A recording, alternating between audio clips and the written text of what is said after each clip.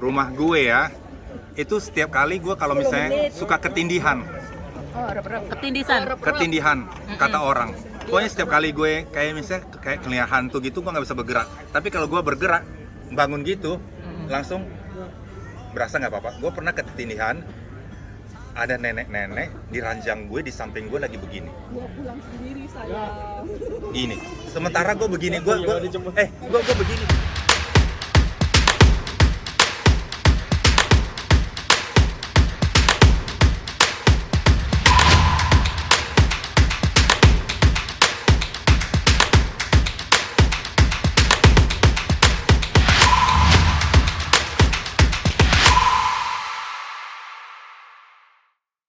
What's up beautiful people, welcome back to my channel. Ini masih edisi di Den Haag, tapi ini gimana ya ngomongnya? Bingung, yang punya bingung. Tapi temanya beda karena kita hari ini lagi di cafe, duduk-duduk, minum-minum, nongki-nongki, itu semua. Curhat-curhat. Curhat bu. Nah, vlog gue ini bakal dipandu sama Popta. Show. Dia nggak ada show-nya. Yuk, ikutin kita terus ya. Halo, aku akan bajak channel Tani Pancin. Sebentar, beresin maskara dulu. Ya, jadi lagi ngumpul nih sama teman-teman nih. Lagi ngumpul nih sama teman-teman nih. Jadi hari ini gua mau jadi MC nih. Gue ceritanya MC-MC-an, gue mau tanya-tanya pertanyaan-pertanyaan yang bahkan mereka sendiri nggak tahu jawabannya, tapi gue akan paksa jawab ya kan. Oke, jadi yang mau gue tanya adalah jawab pertanyaan masa-masa muda, masa-masa remaja, karena setiap fase di hidup itu ada anak kecil, anak bayi, remaja, muda, sampai nanti tua. Hei, kamu tidak bisa lari dari cengkramanku. Oke, yang mau gue tanya sama mereka adalah di usia berapa, di fase mana, masa-masa yang sangat mereka merindukan, dan apa alasannya. Kalau gue sendiri, sebelum nanti sebelum gue dibalikin masa lu tuh kayak gimana, gue jawab masa yang paling gue suka adalah masa-masa remaja. Karena apa? Gue nggak ada beban di situ. Tapi kita kan nggak tahu ya, mana tahu ada yang masa remajanya disuruh kerja paksa kayak mungkin Tani ya kan, diasuh sama Romusa sama VOC. Jadi gue mau tanya masa-masa apa yang mereka rindukan sekarang, karena gue akan kasih 2 pertanyaan. Pertama ini masih muda, so easy guys. Nanti yang kedua Tapi ini oke. Dari sini lah. Oke, dari Risa, karena Erika kayaknya sudah. Oke, random ya. Ya, random. Dari Momon. You cannot get out from me. Masa-masa mana yang paling lu rindukan dan apa alasannya? Oh, masa apa? Masa remaja, masa SMA, di mana bolos sekolah, di mana sempat benar-benar yang dulu masih apa sih, SMA kelas 1 tuh apa sih namanya? SMA kelas 1 yang pakai roknya di bawah dengkul 10 cm. Nah, udah kelas 2 naik 10 cm di atas dengkul. Jadi semakin berumur semakin bici ya.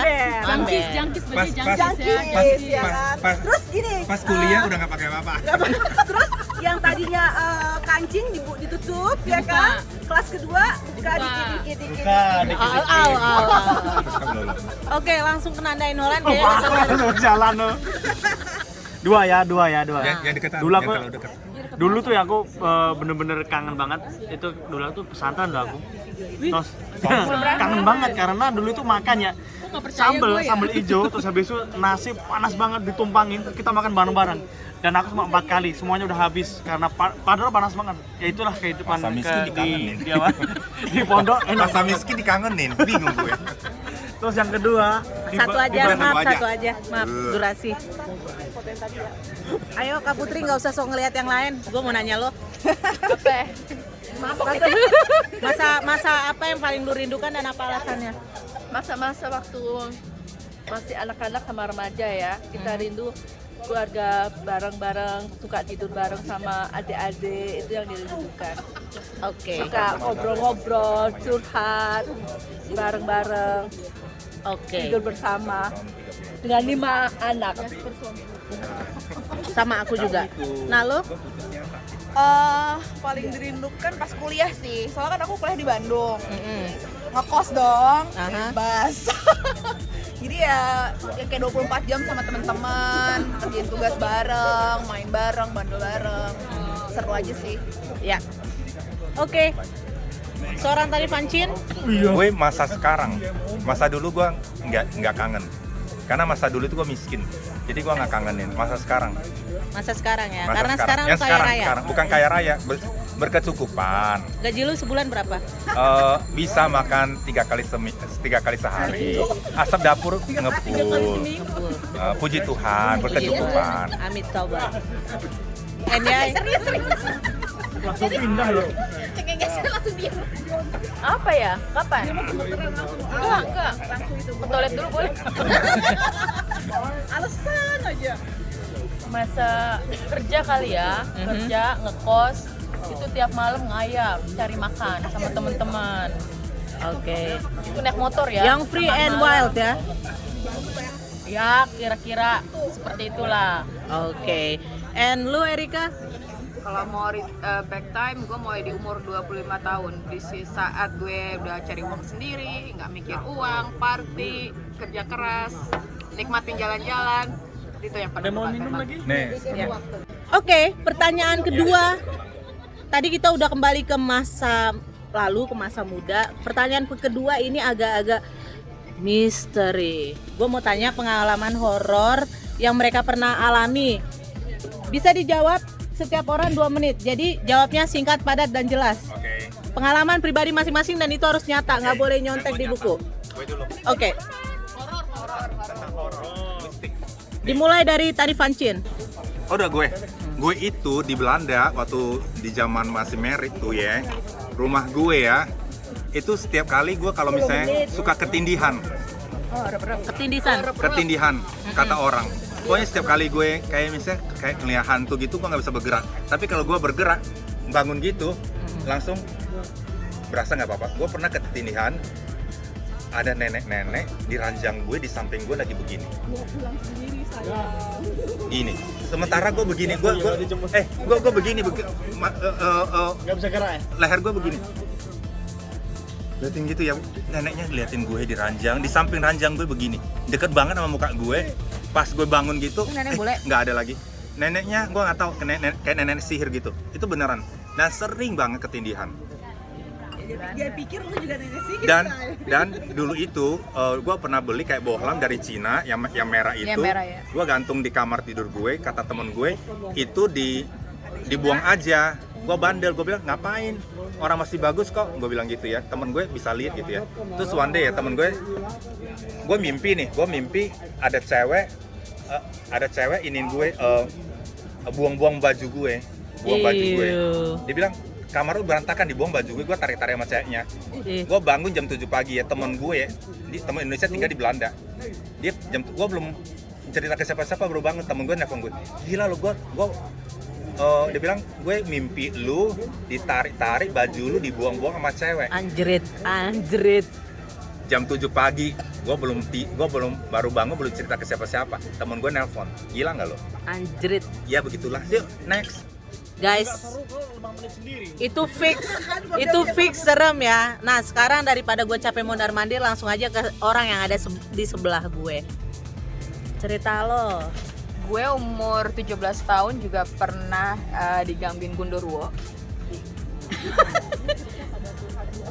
Jadi di samping gue itu, jadi ini jendela rumah gue, jadi gue tidurnya ngadep jendela. Terus di samping gue ini ada suara laki-laki, padahal saat itu gue sendirian di rumah. Itu kejadiannya malam Jumat. Jadi suara itu benar-benar kayak laki-laki dewasa, dan dia tuh kayak habis maraton gitu, jadi nafasnya gitu. Anjir. Kata nyokap sih itu kayak bener gua kan suka sama perempuan Ya. yang apalagi masih perawan waktu itu gue. Dan cantik ya. Terus kayak gitu. Ya itu aja sih yang Tapi paling nggak serem. diapa-apain. Karena nyokap pulang. Oh, Nyokap pulang. Jadi pas itu gua langsung teriak gitu. Oke, next. beruntung. Oh gue waktu itu lagi ada ada kerjaan ceritanya ya. Nah kerjaan gue itu pas di rumah orang yang yang bener-bener gedung tua, karpetnya merah. Nah gue denger itu kosong sama sekali. Nah gue denger itu di satu kamar ada orang ngobrol-ngobrol. Padahal itu gue cuma sendiri di situ gitu kan. Terus gue datang ke situ, terus gue bilang halo ada orang nggak? Ternyata nggak ada. Gue pergi. Terus dia ngoceh-ngoceh lagi, pakai ngobrol-ngobrol gitu, gue nggak tahu bahasanya nggak jelas. Tapi gue datang nggak ada lagi, terus gue pergi nggak ada lagi. Itu paling serem dan itu di Belanda. Di Belanda itu gue di Belanda, bener-bener di Belanda, serem banget itu buat gue. Oke. Wih gila, fix serem anjir. Ayo Nyonya Indi. Waktu SMA kan gue summer school. SMA ya? Summer school ke Melbourne. Di Raya lu Melbourne lu dia mainnya. Terus tuh permisi Bu. Terus gue tuh mikir kan jadi summer school pasti nginep di kayak college-nya gitu kan. Gue mikir di luar negeri nggak serem lah ya gitu kan, beda sama di Indonesia gitu. Kamar gue tuh di pojok agak gelap gitu. Nah terus ya mungkin karena gue sompral gitu ya, sosok bilang gue nggak takut kalau di sini, nggak beda sama di Indonesia. Terus gue tuh seumur nggak pernah ketindihan. Nah itu kamar di pojok, gue bangun tidur tuh ketindihan. Ya udah, tapi untungnya nggak ngeliat apa-apa sih. Terus habis itu gue nggak berani lagi turun di kamar itu, gue minta pindah kamar. Jadi intinya Nggak boleh sombong. setan itu ada di mana-mana ya, kalian jangan suzon ya. Dia di Melbourne loh.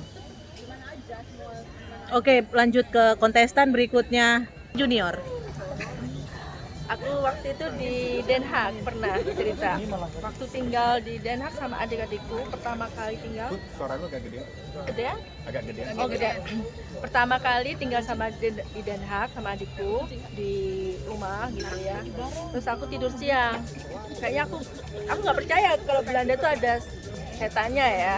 Terus habis itu aku tidur siang, kayak aku ketindihan sama orangnya gede banget segini Belanda. Oh, Terus aku kaget, terus aku bangun kayak orangnya nggak ada gitu, hilang. wow. Ternyata di Melbourne, di Belanda ada semua ya. Hati-hati. Nah, kembali. Dia nggak usah kesannya dia udah setan.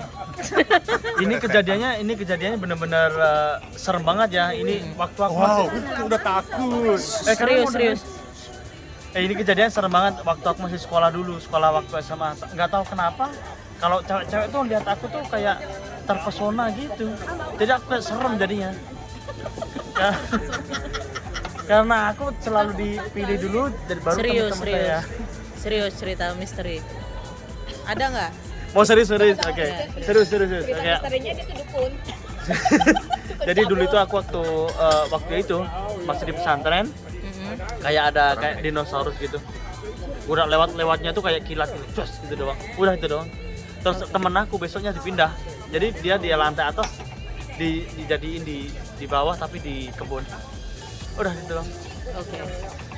Kurang menarik ya. Nah, Risa? Kalau gue sih ngelihat setan enggak, cuman dia berbentuk manusia ya. Jadi ceritanya Itu musuh lu ya, Bo? Tapi beneran ini orang Musuh lu emang berhati setan ya, Bo? udah beberapa kali tuh yang dilihat orang ternyata udah meninggal gitu orangnya. Jadi kalau di kampung Duk itu kan ada naik angkot nih ceritanya, gue naik angkot tiba-tiba di depan itu kan kalau angkot itu kan 46 ya.